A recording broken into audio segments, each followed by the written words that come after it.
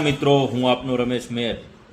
બસ ભૂંડ ભક્તોની બળી રહીને હોપારી જેવી પાર્ટીથી ભારતીય જનતા પાર્ટી ડરી ગઈને અત્યારે હાલમાં જે ગુજરાતમાં જનસભા જે આમ આદમી પાર્ટીની જબરજસ્ત લોકોનો સમર્થન મળી રહ્યો છે, ત્યારે આ સભાઓને ડિસ્ટર્બ કરવા માટે સતત ને સતત ભારતીય જનતા પાર્ટી જે કાવતરું કરી રહી છે ને એમાંય ખાસ કરીને અમારા લોકલાડીલા અને આમ જોવો તો સમગ્ર ગુજરાતના લોકલાડીલા એવા ઈસુદાનભાઈની સભાને જ્યારે ડિસ્ટર્બ કરવા ભારતીય જનતા પાર્ટી મોટું ષડયંત્ર કરી રહી છે, ત્યારે હું ભારતીય જનતા પાર્ટીના એક કાર્યકર્તાને કહેવા માગું છું કે મોરબીમાં સભા હતી, મોરબીમાં ભારતીય જનતા પાર્ટીના એટલા બધા કાર્યક્રમ થયા, પુલ તૂટ્યો એનું કેમ ના પૂછ્યું?